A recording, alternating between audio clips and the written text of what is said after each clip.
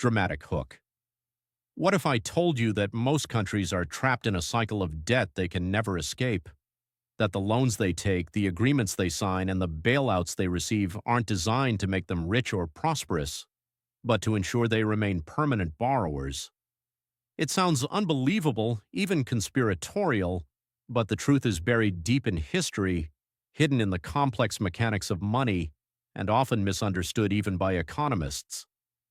Today, we're going to unravel the debt machine, how it works, why it never stops, and what it means for the nations we think of as independent. Background and setup. To understand today's debt cycle, we need to go back centuries.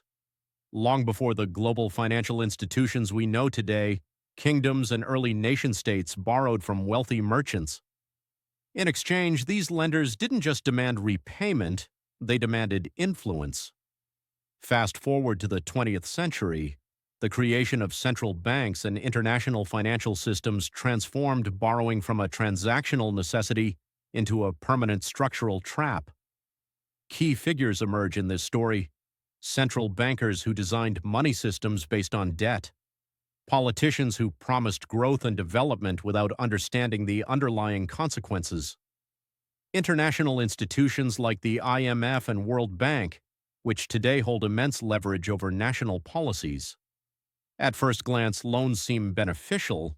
Infrastructure is built, economies grow, and citizens gain services. But there's a twist. Every loan carries interest, but that interest is never created alongside the principal. To pay back the original debt, countries must borrow even more. This is the first secret of the debt machine. It's a system designed to expand debt endlessly, not reduce it.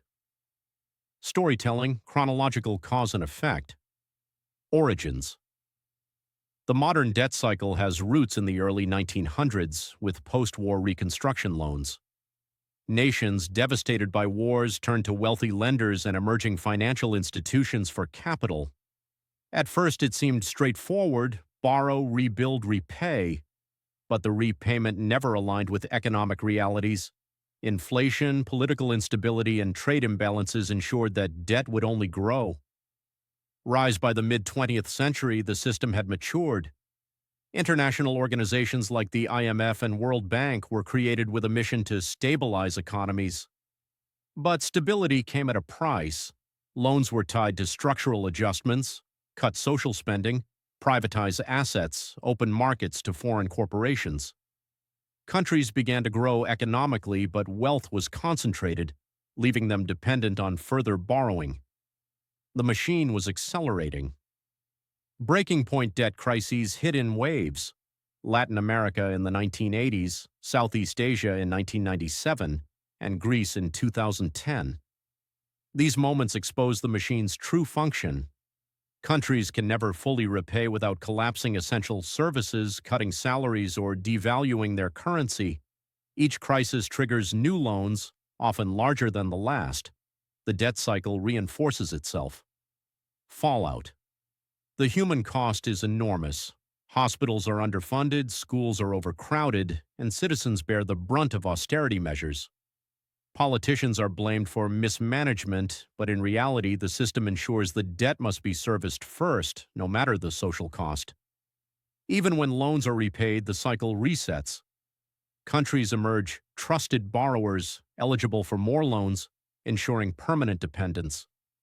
Failed fixes, attempts to break free, have largely failed. Debt forgiveness programs are temporary, new loans replace old ones. Currency reforms are undermined by international loan agreements. Even economic growth does not solve the problem, because as economies expand, their obligations to global creditors expand faster. The system is resilient, designed to persist across decades, across governments, across regimes. Modern parallels and shocking data. Today, more than 120 countries are in some form of structural debt dependence. Developed and developing nations alike borrow in foreign currencies, often dollars, tying their fortunes to global markets beyond their control. In 2023, the total global sovereign debt exceeded $90 trillion, roughly 100% of world GDP. Some countries spend more on interest payments than on education or health care. This is not a temporary crisis. It is the pattern of the debt machine at work, and the cycle repeats: borrowing, paying interest, austerity, borrowing again. 3 clear takeaways. 1. Debt is not just money, it is a mechanism of control. Nations borrow not only to fund projects, but also to remain structurally dependent. 2. Repayment does not equal freedom. Even after decades of paying, countries remain part of the system. 3. The human cost is real. Citizens, not governments, pay for the system's design through austerity, inflation, and limited social services. Warning, open-ended thought. The debt machine is silent but relentless. No single election, policy, or leader can completely break free. The system is resilient, global, and designed to endure.